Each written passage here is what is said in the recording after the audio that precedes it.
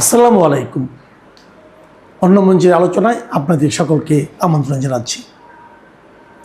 প্রিয় দর্শক, আজ আমাদের সঙ্গে আমন্ত্রিত অতিথি হিসেবে আছেন সিনিয়র সাংবাদিক জনাব মাহবুব কামাল। জনাব মাহবুব কামাল, আপনাকে আমাদের অনুষ্ঠানে স্বাগত জানাচ্ছি। জনাব মাহবুব কামাল, আপনি তো নিজে মুক্তিযোদ্ধা ছিলেন।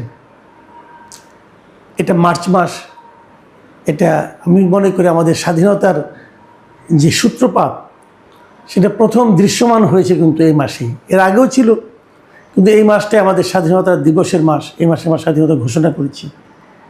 এই মাসেই 7ই মার্চ ছিল, ঐতিহাসিক 7ই মার্চে বঙ্গবন্ধুর সেই ভাষণ ছিল। এবং অনেকেই মনে করেন যে এই মাসটাতেই যে আমরা যে একটা স্বাধীন দেশ হতে যাচ্ছি, সেই জিনিসটা যেন ইতিহাসে আমাদের কাছে স্পষ্ট হয়ে গিয়েছিল বিভিন্ন ঘটনা প্রবাহের মাধ্যমে। কিন্তু আমরা এটাও লক্ষ্য করেছি যে 2024-এ যে গণ আন্দোলন হলো, সে আন্দোলনের পর জেনজিদের যে বিজয় এবং শেখ হাসিনা সরকারের পতনের পর নতুন যে অন্তর্বর্তীকালীন সরকার এলো, তাদের মধ্যে আমাদের স্বাধীনতার যে গুরুত্বপূর্ণ যে ঘটনা প্রবাহ, যে ঘটনাগুলো, যে ব্যক্তি যারা ছিলেন সেই ঘটনার সঙ্গে জড়িত, তাদেরকে অবমূল্যায়নের একটা প্রচেষ্টা আমরা দেখতে পেয়েছি। এবং পরবর্তী সময়ে আমরা তখন ভেবেছি এরা জেনজি, এরা অনেক কিছু জানে না, অনেক পরের জেনারেশন, হয়তো কারো না কারো বই টই পড়ে তারা এই ধরনের সিদ্ধান্তে আসছে, এই ধরনের মানুষের ব্যাপারে, গুরুত্বপূর্ণ ব্যক্তির ব্যাপারে সুইপিং কমেন্ট করছে। কিন্তু এরপর তো আমরা গণতান্ত্রিক শক্তি পেয়েছি, গণতান্ত্রিক সরকার পেয়েছি, নির্বাচিত সরকার, একটা রাজনৈতিক সরকার। এমন একটা রাজনৈতিক সরকার আমরা পেয়েছি যে রাজনৈতিক দলের প্রতিষ্ঠাতা নিজে একজন মহান মুক্তিযোদ্ধা ছিলেন। কিন্তু এখনও কিন্তু আমরা সেই অন্তর্বর্তীকালীন সরকারের যে ধারাবাহিকতা, তার খুব একটা কিন্তু ব্যত্যয় দেখছি না। যেমন আমরা যদি উদাহরণ হিসাবে 7ই মার্চের কথাই বলি, 7ই মার্চ যে ঐতিহাসিক ভাষণটা দিয়েছিল, সেই ভাষণের এখন কি এই সরকার সেই ভাষণটাকে কীভাবে মূল্যায়ন করছে? সেই ভাষণটাকেও শুনতে যেয়ে, বলতে যেয়ে, শোনাতে যেয়ে সরকারি প্রশাসনিক নানা রকম হেনস্থার মুখে পড়ছে। এই যে প্রবণতাটা, এটা কেন? এটা কি এভাবে চলতে থাকবে, নাকি আপনি মনে করেন যে এটা হঠাৎ করে হয়ে গেছে, পরবর্তী সময় এটা তারা শুধরে নেবে? আপনার কি মূল্যায়ন এই ঘটনাগুলি সম্পর্কে? না, এটা তো খুব দুঃখজনক যে ধরেন যে নিউ জেনারেশন যারা, তারা তো 71-এর ইতিহাসটা জানে না। তো তারা না হয় একটা ভুল পথে থাকতে পারে, কিন্তু যারা বয়স্ক, যারা মুক্তিযুদ্ধ দেখেছে, তারা মানে কেন বঙ্গবন্ধুর অবদান অস্বীকার করে বা তাকে হিউমিলেট করার চেষ্টা করে, এটা কিন্তু একটা বড় প্রশ্ন। আমি একটু শুধরে নেই, আমি কিন্তু সরাসরি মুক্তিযোদ্ধা না, আমি মুক্তিযুদ্ধের সহযোগিতা করেছি। কেউ ভাবতে পারে আমি বোধহয় যুদ্ধ করছি, এরকম না। কিন্তু যাই হোক, এখন দেখেন খুব দুঃখজনক, এই আমাদের মুক্তিযুদ্ধ বিষয়ক যে মন্ত্রী, তিনি বললেন যে শেখ মুজিব ছাড়া আমাদের ইতিহাস হয় না। অথচ আপনার 7ই মার্চ বঙ্গবন্ধুর ভাষণ বাজানোর অপরাধে, আর কোট আনকোট, মানে কী ধরনের নিগ্রহের শিকার হতে হয়েছে। এবং আমাদের স্বরাষ্ট্রমন্ত্রী কিছুদিন আগে বললেন যে দেশে মব থাকবে না, অথচ মব হলো এই বঙ্গবন্ধুর 7ই মার্চের ভাষণ বাজানোকে কেন্দ্র করে। এবং উনি বললেন যে এটা বিচ্ছিন্ন ঘটনা। মানে আমরা কতগুলি শব্দ শুনতে না টায়ার্ড হয়ে গেছি। বিচ্ছিন্ন ঘটনা, খতিয়ে দেখা হবে, মানে এগুলি শুনতে আমরা ক্লান্ত হয়ে গেছি। তো এখন মানে স্বরাষ্ট্রমন্ত্রী বললেন এটা বিচ্ছিন্ন ঘটনা, অর্থাৎ উনি মবকে এক ধরনের অ্যালাউ করলেন। এটা খুবই দুঃখজনক। এবং আমি একটা পোস্টে লিখেছি যে আমার কাছে যদি জিয়াউর রহমানের 87 মার্চের ঘোষণাটার রেকর্ড থাকতো, আমি তাহলে বাজারে দেখতাম যে আমাকে ওই ওসি গ্রেপ্তার করে কিনা। তা আমাকে গ্রেপ্তার করতো না। তার মানে বোঝা যাচ্ছে মুক্তিযুদ্ধ নিষিদ্ধ না এই সরকারের কাছে, নিষিদ্ধ বঙ্গবন্ধু। এটাই বোঝা যাচ্ছে। যাই হোক, এখন আমি আপনার পরের প্রশ্নটা একটু ডিটেইল করতে চাই যে কেন এরকম হচ্ছে বঙ্গবন্ধুকে নিয়ে ইত্যাদি। প্রথমে একটা কথা বলি, দেখেন বঙ্গবন্ধু যদি 25শে মার্চে যে গ্রেপ্তার হলেন, তারপরে যদি পাকিস্তানি শাসকরা তাকে ফাঁসি দিয়ে দিত, তাইলে কিন্তু স্বাধীনতার পর বঙ্গবন্ধু চিরকালের জন্য বাংলাদেশের এক অবিসংবাদিত নেতা থাকতেন। ঠিক আছে? এবং তখন সবাই বলতো বঙ্গবন্ধু আমার, বঙ্গবন্ধু আমার, কারাকারি লেগে যেত। এবং সবাই বলতো যে আমি যা ভাবতেছি বঙ্গবন্ধু সেটাই করতেন। ইভেন জামাতও বলতো যে বঙ্গবন্ধু বেঁচে থাকলে আপনার উনি ইসলাম ভিত্তিক রাষ্ট্র করতেন। এবং দেখছেন না আপনারা যে এদেশকে মুক্ত করে ছাড়বে ইনশাল্লাহ, ইনশাল্লাহ বলছেন উনি। এবং আরও বলতে মানে বঙ্গবন্ধু কোথায় কোথায় ধর্ম সম্পর্কে কী বলে এগুলো তন্ন তন্ন করে খুঁজে খুঁজে বের করে এস্টাবলিশ করার চেষ্টা করতো জামাত, যে বঙ্গবন্ধু বেঁচে থাকলে আপনার ইসলামী শাসন কায়েম করতো। কিন্তু মানে উনি বেঁচে গেছেন বলে, হ্যাঁ, এবং যেহেতু স্বাধীনতার পর বেঁচে গেছেন, এবং স্বাধীনতার পর যেহেতু তিনি একটি রাজনৈতিক প্রতিপক্ষ হয়ে গেলেন, জি, সেহেতু তাকে নিয়ে বিতর্ক শুরু হলো। উনি যদি রাজনৈতিক প্রতিপক্ষ না হতেন তাহলে কিন্তু এরকমটা হতো না। বাংলাদেশে এটাই হয়, রাজনৈতিক প্রতিপক্ষ হলেই আপনার নানা রকম দোষ বের হবে। ঠিক আছে? আচ্ছা, এখন ধরেন মনে করেন আমি কথার কথা বলতেছি যে বঙ্গবন্ধু মুক্তিযুদ্ধের প্রধান ব্যক্তি নন, ধরে নিলাম, জি, ধরে নিলাম জিয়া প্রধান ব্যক্তি ছিলেন, অথবা কর্নেল ওসমানী কিংবা ধরেন কর্নেল অলি, উনি ছিলেন মুক্তিযুদ্ধের প্রধান ব্যক্তি। কথাটা হচ্ছে বঙ্গবন্ধু কি কিছুই করেন নাই? তাইলে পূর্ব পাকিস্তানে 169টা আসনের মধ্যে 167টা আওয়ামী লীগ পেল কীভাবে? কীভাবে জনগণ 6 দফার পক্ষে রায় দিল? 70-এর নির্বাচনই তো ছিল মুক্তিযুদ্ধের প্রথম স্টেজ রিহার্সেল, তাই না? এই যে উনি জিতলেন একটা জাতিকে ঐক্যবদ্ধ করে, এটার কি কোনো মূল্য নাই? সেইটুক বলেন। ঠিক আছে, মুক্তিযুদ্ধের কোনো ভূমিকা নাই, ওইটুক তো বলবেন নাকি? সেটাও না, সেটাও বলবেন না। এবং 7ই মার্চ তো মুক্তিযুদ্ধের আগের ঘটনা। হ্যাঁ, তাহলে ওটা বলতে অসুবিধা কি?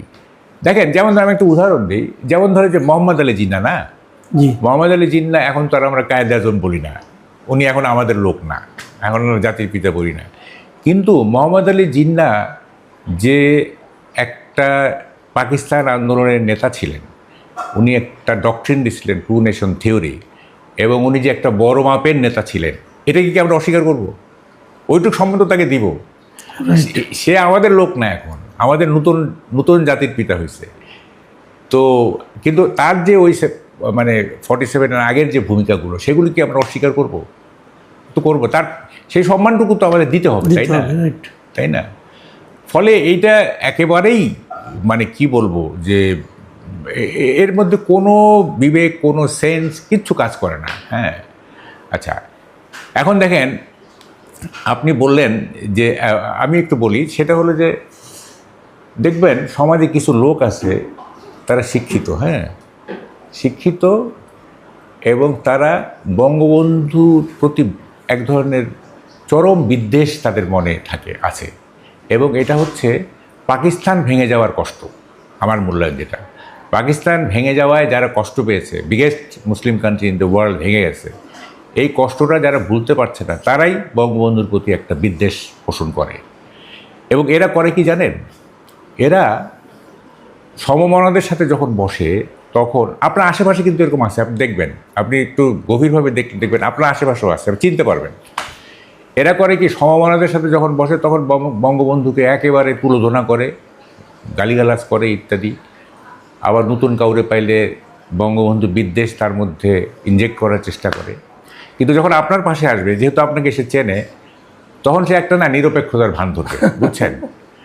তখন বলবে কি, এই শেখ মুজিব একদলীয় শাসনটা করে ড্যামেজ করে দিয়েছে, তা না হলে তো সবই ঠিক ছিল, বুঝছেন?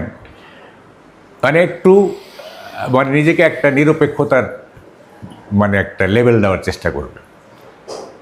এবং যখন আপনি বলবেন যে আচ্ছা আপনি বঙ্গবন্ধু বলেন না কেন, শেখ মুজিব বলতেছেন, সবাই তো বঙ্গবন্ধু, তখন বলবে কি, না আমি কোনো টাইটেলে বিশ্বাসী না।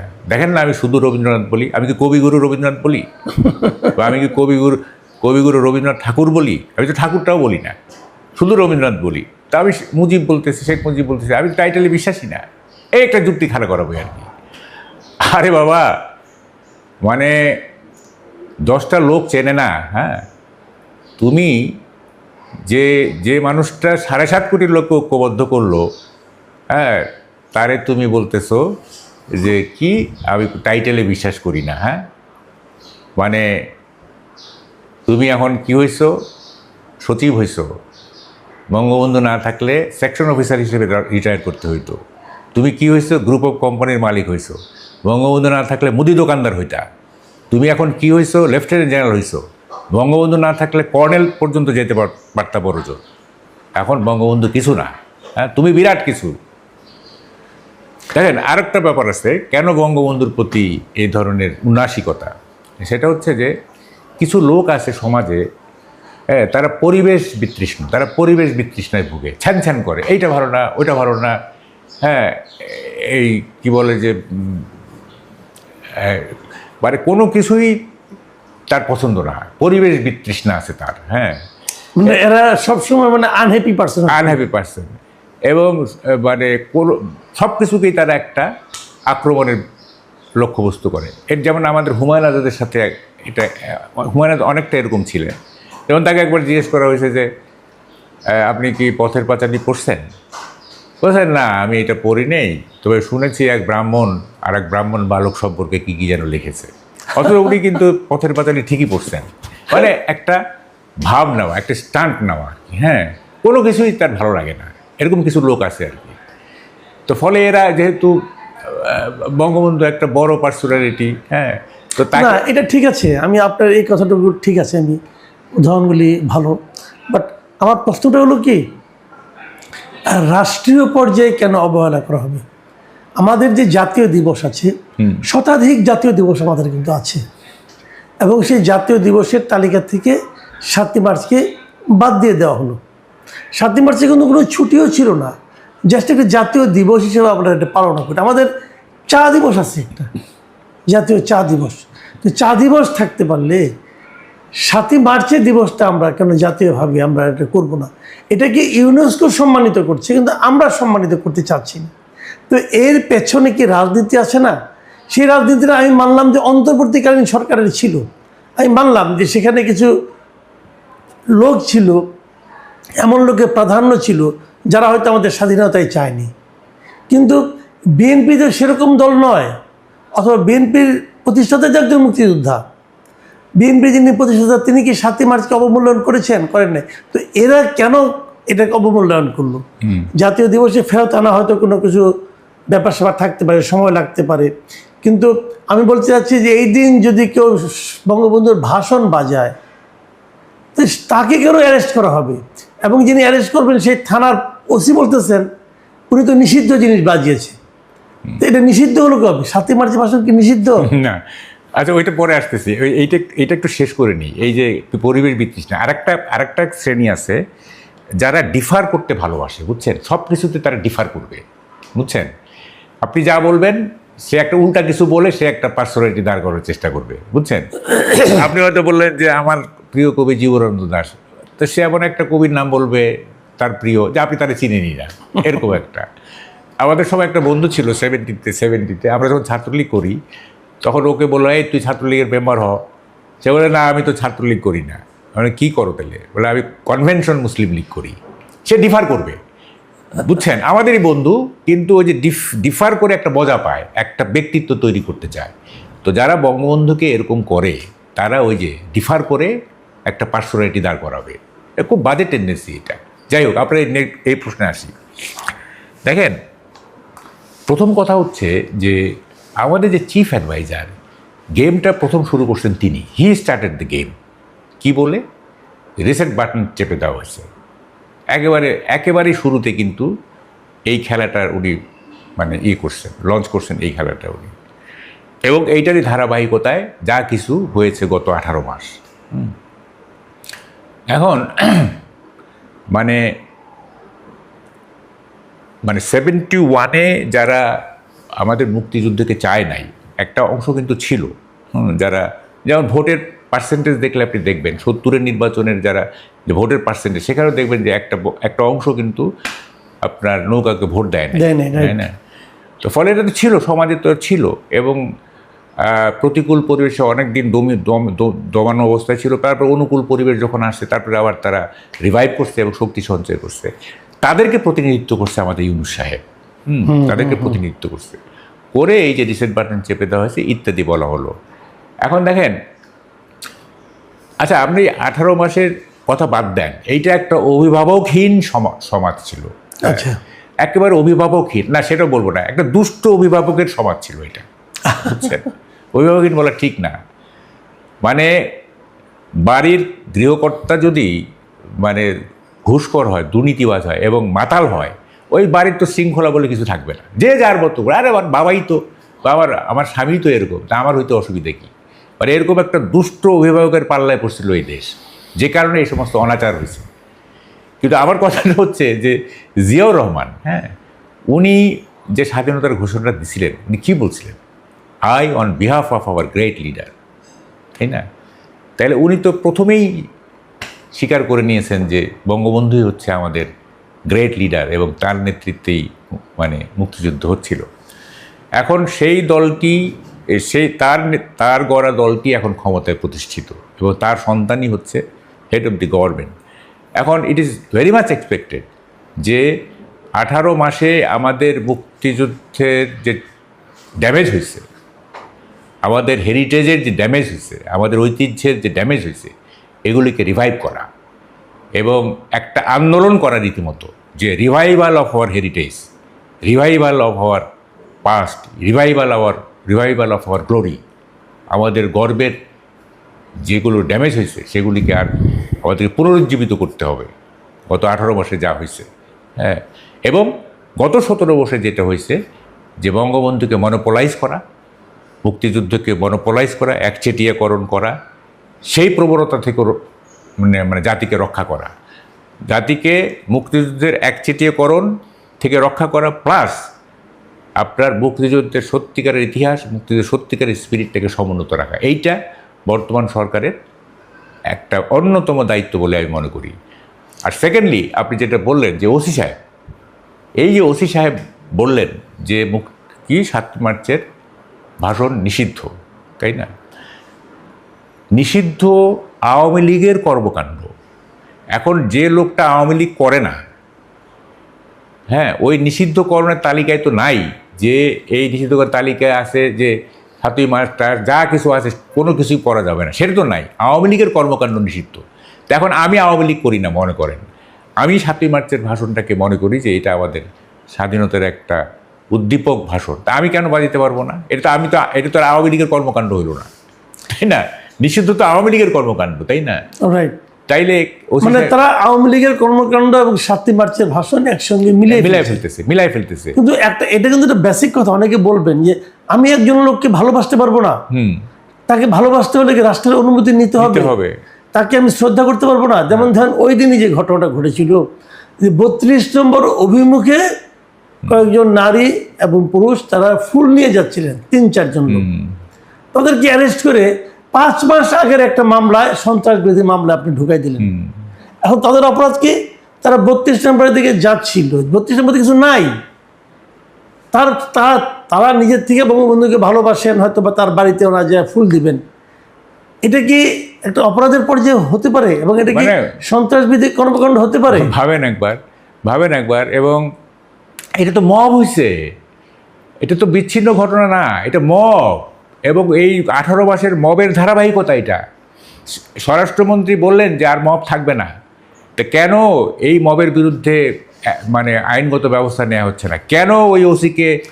আমার আরেকটা কথা, যদি স্বরাষ্ট্রমন্ত্রী বলে থাকেন যে এটা বিচ্ছিন্ন ঘটনা, যদি বলে থাকেন, ঠিক আছে, বিচ্ছিন্ন ঘটনা ঘটেছে, তো ঘটার পর আপনারা তো কোনো অ্যাকশন নিলেন না। সেটাই তো কথা, তো সেটাই।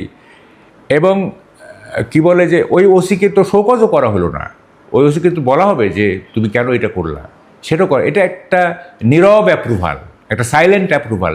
যে অ্যাপ্রুভাল চিফ অ্যাডভাইজার 18 মাস দিয়ে গেছেন, নীরব অ্যাপ্রুভাল দিয়ে গেছেন আপনার এই মবকে। হ্যাঁ, তো ফলে এটা তো মুখে বললে হবে না যে মব থাকবে না। আমরা তো দেখতেছি, দেখেন, আমি অন্তত 6 মাস সরকারের কোনো সমালোচনা করতে চাই না। আমি একটা মধুচন্দ্রিমা, একটা হানিমুন পিরিয়ড দিতে চাই, কিন্তু আমাদের বাধ্য করেন না, হ্যাঁ, আপনাদের বিরুদ্ধে কথা বলতে। আমরা চাই না 6 মাস কোনো কথা বলবো, হ্যাঁ, কারণ আমরা তো সময় দিতে চাই, যে যে জঞ্জাল আপনারা ইনহেরিট করলেন এই জঞ্জাল দূর করতে তো সময় লাগবে, তাই না? আমরা 6 মাস দিতে চাই হানিমুন, কিন্তু আপনারা যে আমাদেরকে বাধ্য করেন না যে আমাদের মুখ খুলতে আর কি, হ্যাঁ।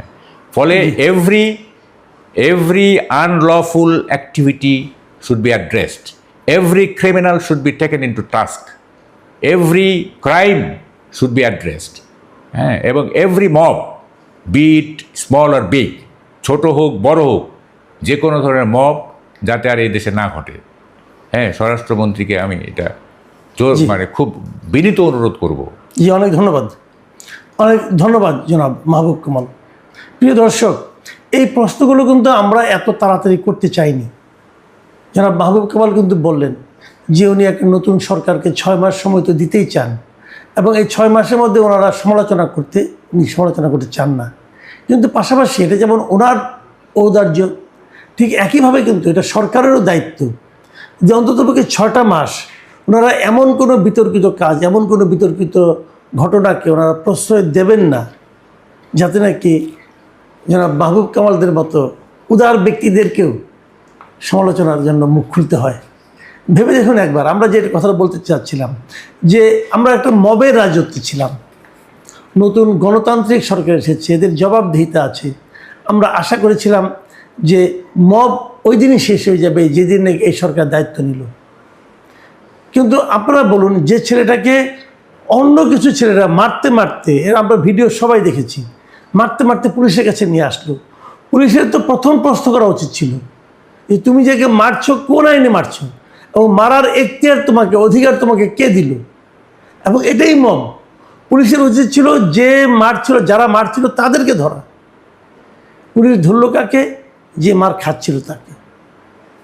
তো এটা আমরা ওই যে মাহবুব কামাল ভাই বললেন যে একটা দুষ্ট অভিভাবকের সময় যখন ছিলাম, এটা ছিল সেই সময়ের দৃশ্য। তাহলে আমাদের বর্তমান যারা অভিভাবক, তাদেরকে আমরা কোন ভিশনে বিশেষায়িত করব? এই প্রশ্ন থাকলো। আগামীতে আবার কথা হবে। আল্লাহ হাফেজ।